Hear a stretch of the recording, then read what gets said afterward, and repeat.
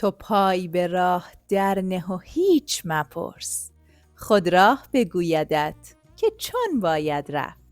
سلام سلام، حالت چطوره؟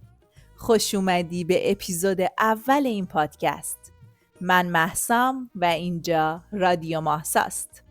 توی این پادکست قراره با هم حرف بزنیم، بخندیم و یادمون بمونه که فرصت زندگی یه پلک به هم زدنه. پس خوش اومدی به دنیای رادیو ماهسا. توی این اپیزود قراره با هم درباره چیزی حرف بزنیم که خیلیا فقط درباره‌اش فکر میکنن ولی جرأت نمیکنن یه قدم جلو بذارن. شروع کردن.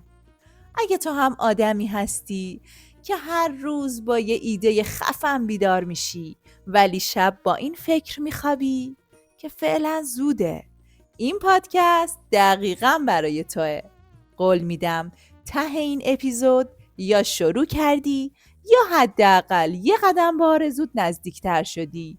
پس هدفونتو بذار، چون قراره درباره اون لحظه طلایی حرف بزنیم، لحظه‌ای که با دل لرزون شروع میکنی.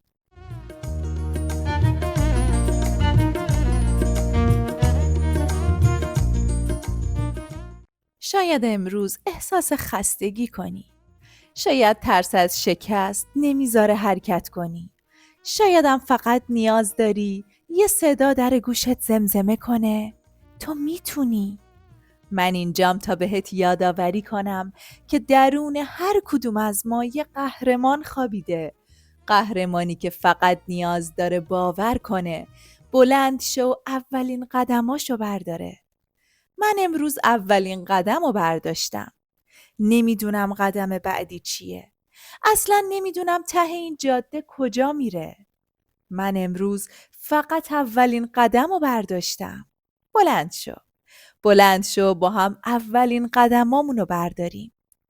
یادته وقتی میخواستیم برای اولین بار راه بریم، پر بودیم از اشتیاق یاد گرفتن.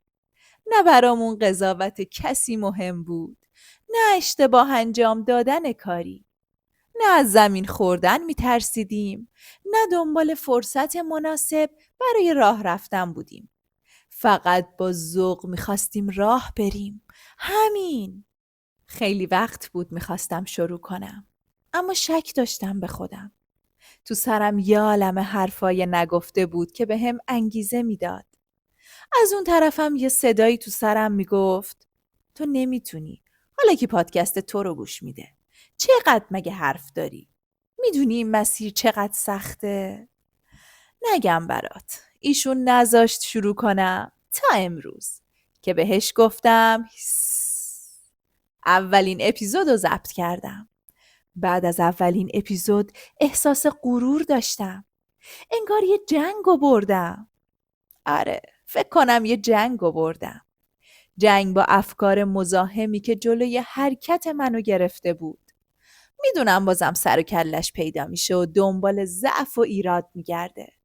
دوباره میگه دیدی گفتم نمیتونی. اما این دفعه دیگه به حرفاش گوش نمیدم.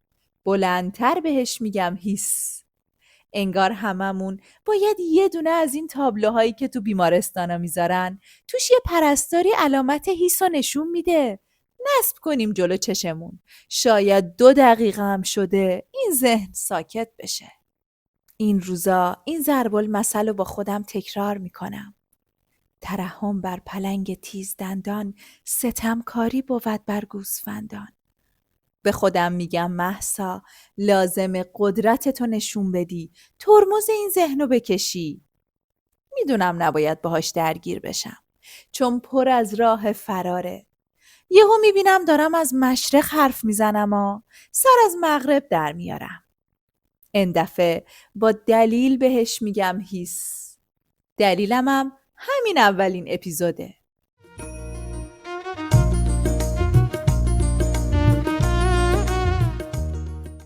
تو دل من پر بود از شک نسبت به خودم، هدفم و تواناییم. شک.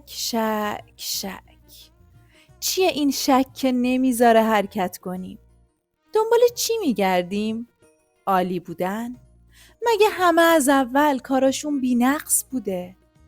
منم شروع کردم تا تو مسیر عالی بشم. وقتی فهمیدم اگه شروع نکنم هیچ وقت بیشتر یاد نمیگیرم. فقط چند سال دیگه حسرت میخورم که چرا به ترسام غلبه نکردم و شروع نکردم. اما اگه شروع کنم هر روز بیشتر یاد میگیرم. قطعاً چند سال دیگه خوشحالم از تصمیم امروزم. فکر میکنم شروع یک کار جدید طبیعیه که همراه با دلهره و ترس باشه. چون این ترس از قدم گذاشتن توی راه جدید و ناشناخته است. گاهی وقتا هم ترس از قضاوت دیگران جلوی ما رو میگیره. هیچ موفقیتی بدون شروع که ممکن نبوده. گاهی با ترس هم شده باید قدم اول رو برداشت. چون خواستن قوی تر از ترسه. اگه آدم کاری از ته دل دوست داشته باشه، شوق انجام اون کار به ترس غلبه میکنه. میگن مسیر خودش جرأت میاره. میدونی واقعیت اینه که ذهن ما استاد بزرگ نمایی خطراته. البته بنده خدا گناهی هم نداره ها. وظیفش از ما در مقابل ناشناخته ها مراقبت کنه. این ترس هم یکی از ابزاراشه. یه جور مکانیزم دفاعی. اگه همین ترس نبود، اجداد ما رو حیوانای وحشی میخوردن. شاید هم از صخره و کوه میافتادن. امروز اصلاً من و تو نبودیم. پس ترس منطقی و درسته. اما همین ترس خیلی جاها دست و پای ما رو میبنده. از اونجا که ذهن کارگردان فیلمای ترسناکه، جوری تو مغز ما سناریو میسازه که بگیم نخواستم بابا ولم کن. شروع هر کار جدید برای ذهن یه خطره. چون از منطقه امن و راحت خودش باید خارج شه و چون نمیدونه اون بیرون چه خبره، اصلا خطری وجود داره یا نه، ترجیح میده کلن فرضو بر این بذاره که همه جا پر از خطره و قید همه چیو بزنه. به همین راحتی نمیذاره کاریو شروع کنیم. سرمونو گرم میکنه، مشغولمون میکنه که فقط شروع نکنیم و خیالش راحت باشه که ماها سالمیم. چون ذهن دشمن واقعی و دشمن فرضی رو تشخیص نمیده و همه چی رو واقعی میدونه. یه نوع دوستی خاله خرسه. ولی خبر خوب اینه که میگن عمل کردن بهترین داروی ترسه. اولین قدم رو که برداریم، اون هیولای ذهنی کوچیک و کوچیکتر میشه. حتما بعدش خندمون میگیره که چرا این همه وقت فقط نگاه کردیم و نمیرفتیم جلو. پس بیا امروز با هم شروع کنیم. منتظر یه زمان مناسب نباشیم. میدونی منتظر زمان ایدئال بودن مثل چی میمونه؟ این که بگیم تا همه چراغای جاده رو نبینم و روشن نباشه حرکت نمی کنم. مگه همچین چیزی ممکنه؟ باید وارد جاده بشیم تا یکی یکی چراغ‌ها رو ببینیم. حالا فرض کن میخوایم یه کسب و کار راه بندازیم.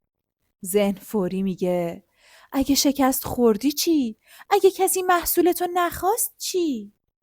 اون وسطم اون بخش روحمون که عاشق ماجراجوییه میگه ولی شاید بهتره کنی ما. دوباره ذهن بهش میگه ساکت شو، اگه شکست بخوره بدبخت میشه ها. اون بخش لطیف روحمون جواب میده مگه چه اشکالی داره؟ تجربه میکنیم، یاد میگیریم. و ما میمونیم بین دعوای این دوتا. چون غالباً ماها به جای احساسمون که از قلبمون میاد حرف ذهنمون رو گوش میدیم، پس تصمیم میگیریم هیچ کاری انجام ندیم. ولی واقعیت اینه که هیچ کسی از روز اول یه برند جهانی نداشته. قطعاً با 2 مشتری شروع کرده. هیچ کسی اولین پست‌هاش وایرال نشده. موفق اونایین که ترس داشتن ولی شروع کردن و ادامه دادن. من و تو هم حق داریم بترسیم. ولی اگه منتظر روزی هستیم که ترسمون از بین بره، احتمالاً باید تا آخر عمرمون صبر کنیم. موفقیت از همون جایی میاد که تصمیم میگیریم شروع کنیم با دستای لرزون و تهمونده اعتماد به نفسمون. بیا از اشتباه کردن نترسیم. اشتباه کردن بخشی از مسیرمونه. موفقیت همینه که شروع کنیم، زمین بخوریم، بخندیم، پاشیم و یه لیوان چایی بزنیم و با تجربه بیشتر بریم دور بعدی. باید یادم بمونه که هیچ کسی با نشستن گوشه اتاق و فکر کردن به ایده‌هاش به جایی نرسیده. این دنیا به آدمای شجاعی که عمل میکنن پاداش میده. پس اگه قراره بترسم، حداقل وسط حرکت کردن و یاد گرفتن بترسم، نه وسط نشستن و قصه خوردن و احساس گناه داشتن از اینکه کاری انجام نمیدم. بیا همین امروز با هم قرار بذاریم دیگه به خودمون شک نکنیم. هر آرزویی که تو دلمون داریم هدیه‌ای از سمت خداست. میگن آرزو دلیل بر استعداده. تا حالا فکر کردی چرا هر کدوممون آرزوهای مختلفی داریم؟ این یعنی هر کاری که آرزو داریم انجام بدیم تواناییش به ما داده شده. اگه اون کار رو شروع کنیم برامون شادی و خوشحالی همراه خودش میاره. دیدی آدمایی که با شغلشون زندگی میکنن؟ انقدر کارشون رو دوست دارن که مثل تفریح براشون میمونه. بیا من و تو هم کاری که عاشقشیم و شروع کنیم. سعدی میگه به راه بادیه رفتن به از نشستن باطل، که گر مراد نیابم به قدر وسع بکوشم. داره میگه حتی اگه به مقصدم نرسم بهتر تلاش کنم، حرکت کنم تا اینکه بشینم و هیچ کاری نکنم. اول صحبت هامون گفتیم ترس از حرف دیگران هم ممکنه نذاره ما کاریو که دوست داریم شروع کنیم. به نظر چقدر حرف آدمای دیگه مهمه؟ همین که بگی میخوام یه پیج جدید بزنم یا میخوام یه کار جدید راه بندازم، یه عده‌ای هستن که همیشه میگن تو مگه بلدی؟ اینجاست که تردیدمون 1000 برابر میشه. اما بذار یه چیزی بگم. ممکنه اول کارمون خیلی ها مسخره کنن. ممکنه انتقاد کنن. ممکنه با همون مخالفت کنن. یا به همون حسادت کنن و بخوان شروع نکنیم. خلاصه که مردم همیشه یه چیزی میگن. اگه تو کاری انجام بدی، میگن این کار شروع کرد. اگه کاری نکنی، میگن نمیخوای کاری انجام بدی. اگه شروع کنی و موفق بشی، میگن معلومه دیگه شانس داره. اگه موفق نشی، میگن ما که از اول میدونستیم. منم همه این ترسا رو واسه یه شروع داشتم. هنوزم دارم. ولی اینو میدونم. باید یادم بمونه که آدمایی که بقیه رو قضاوت میکنن خودشون جرأت فکر کردن به کاری که اون کرده رو ندارن. اون آدما هنوز پشت خطن، دارن در مورد لباس بازیکنان نظر میدن. ولی ما باید راه بیفتیم، ولو با پای لرزان. اگه به مسیرت ایمان داری و قلبت میگه انجامش بده، پس انجامش بده. همه که قرار نیست همیشه ما رو تایید کنن و با کارهای ما موافق باشن. تو فقط با عشق شروع کن و ادامه بده. همون آدمایی که باهات مخالفت میکنن بعد چند وقت از تو پیش بقیه تعریف میکنن. اگه تا اینجای مسیر با هم اومدی، این یعنی یه چیزی ته دلت هست. یه جرقه، یه ایده. حالا فقط یه چیزی مونده. شروع کن. اولین قدم همیشه ترسناکه. اما اگه برش نداریم، هیچ وقت نمیفهمیم چی میتونستیم بسازیم. اونایی که رسیدن آدمای خاصی نبودن. فقط یه روزی قدم اول رو برداشتن. اگه از این پادکست خوشت اومد برام بنویس. با عشق میخونم. امیدوارم که همه ما تو مسیری که عاشقش هستیم با ترس قدم برداریم و شروع کنیم. دوستتون دارم. از خدا براتون عشق و آرامش طلب میکنم. خدا نگهدار.